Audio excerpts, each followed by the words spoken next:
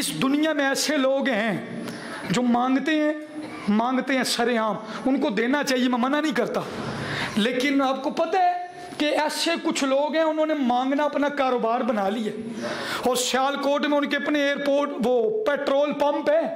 Petrol pump منگ کے لوگوں نے پیٹرول پمپ بنا لے گی، تو جناب اللہ فقیر 5,000 دیا دیہڑیاں لاندے نے جڑے منگتے ہیں۔ لیکن آپ کو ایک بات بتاؤں،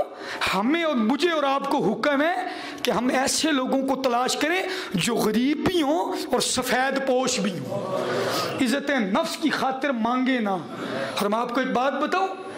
باہر کہاں جاتے ہو، آپ کی کوٹلی لاہورہ میں ایسے کئی لوگ ہیں، چونکہ میں امام مسجد ہوں، سید بھی ہوں، میرے ساتھ کئی لوگ سفید پوش بھی آ کے نا اپنی بات کر جاتے ہیں، اور مجھے محسوس ہو جاتا ہے کہ اس کو ضرورت ہے،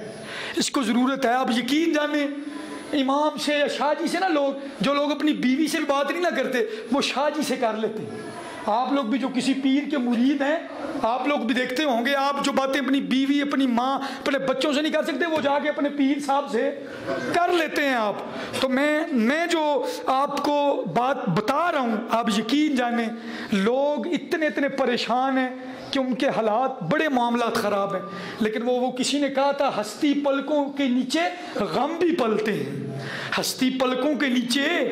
غم بھی پلتے ہیں، لیکن کون دیکھتا ہے اتنے گہرائی کے ساتھ۔ آپ یقین جانے مانگنے والوں نے تو جناب بڑا سسٹم کر لیا، لیکن آپ کو بتاؤں میں ایک نام لینے لگا ہوں، اور اللہ کی قسم ہے آپ یہ نہ سمجھنا کہ شاہ جی اپنے لیے کہہ رہے ہیں، میرے اوپر اللہ کا فضل ہے، میرے خاندان کو یہاں لوگ جانتے ہیں، ہمیں کسی چیز کی کمی نہیں ہے، اور اگر کوئی معاملہ ہو بھی تو ہماری مسجد کے صدر صاحب ہی مجھ سے بڑی شفقت کرتے ہیں، اتنا پیار ہے ان کا میرے ساتھ کہ مجھے کسی چیز کی کمی ہے ہی نہیں۔ میں جو بات کرنے لگا ہوں میں پہلے اس لیے کہہ رہا ہوں، ہو سکتا ہے کوئی سمجھے شاعر اپنے لوگ کہنے لگے، لیکن میں بتاؤں اس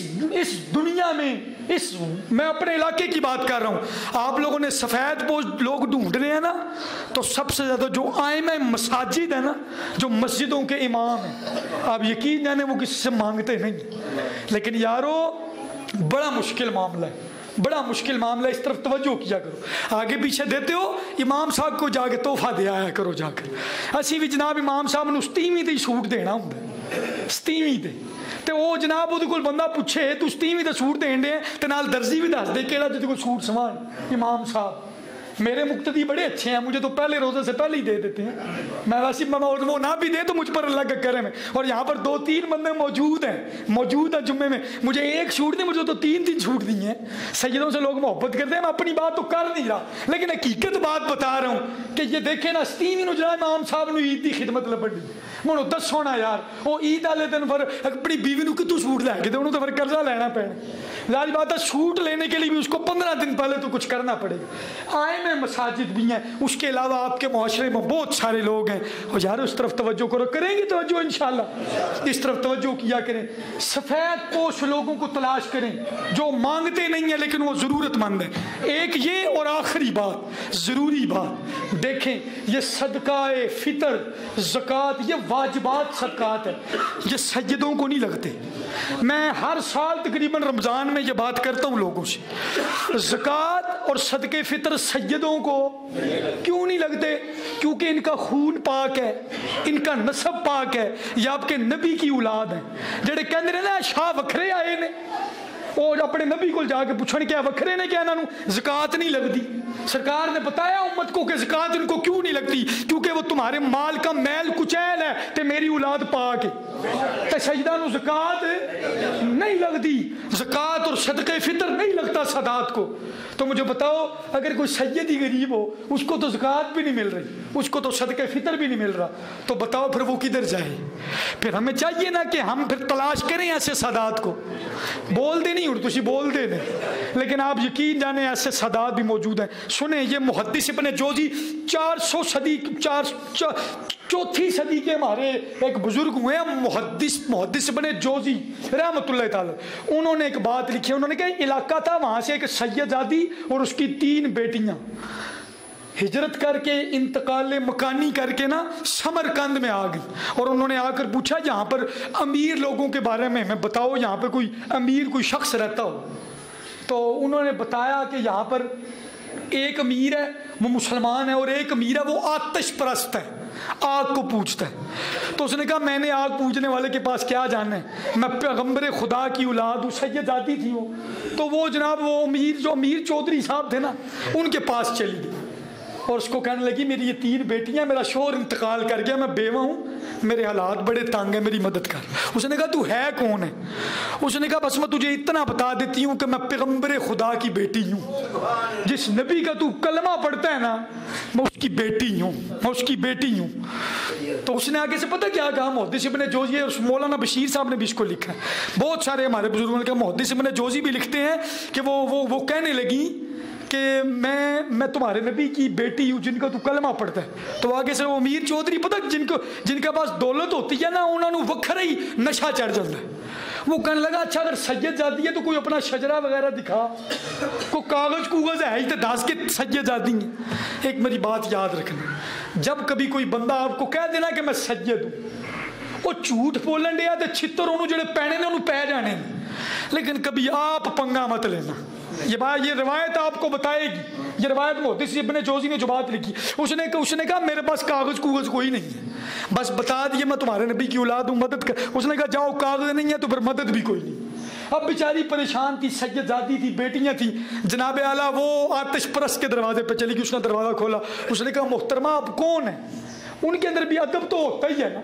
انہوں نے کہا کون ہے آپ محترمہ؟ اس نے کہا میں مسلمانوں کے نبی کی بیٹی، ان کی شہزادی۔ وہ آتش پرست حیران ہو گیا اور اس نے اپنی بیوی کو کہا فٹافٹ کمرے کو تیار کرو، عزت کے ساتھ اس ماں بیٹیوں کو اندر لے کر گیا، اس کمرے کو صاف کروایا اور نئے برتن لائے۔ سبحان اللہ، کہنے لگے اب ہمیں میں آتش پرست تھا لیکن میں مسلمانہ دے نبی دی شان تے سنی ہے نا، ہم نے سنا تو ہوا ہے نا۔ وہ اس نے جناب نئے برتن لگائے، سارا معاملہ، کھانا پیش کیا اور ان سیدزادی کو کہا میری خدمت میں کوئی کمی رہ گئی ہو تو اب نبی کی اولاد ہے، مجھے معاف کر دے، نبی کی شہزادیاں معاف کر دینا، میری اس خدمت کو قبول کر لینا، اور آپ کا جب تک دل چاہے یہ میرے کم گھر کا یہ جو حصہ ہے نا یہ آپ کا ہے۔ اور اپنی بیٹیوں اور بیوی کو پتہ جا کر کیا کہتا تھا اولی بولے ہو مسلمانہ دے نبی دی اولاد جے،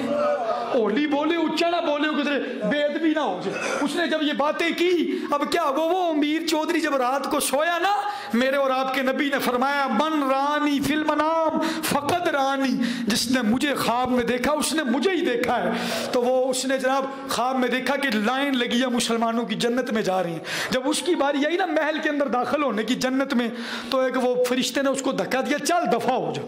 وہ دوڑا رسول اللہ کے صلی اللہ علیہ وسلم کی طرف خواب میں، کہنے لگا یا رسول اللہ وہ مجھے جنت میں نہیں جانے دے رہا، میں آپ کو امتی ہوں۔ سرکار نے کہا تو میرا امتی ہے، کاغذ لا، اللہ کرے تانوں سمجھ آ کوئی ثبوت لیا میرا امتی، میری شہزادی آئی تھی، تو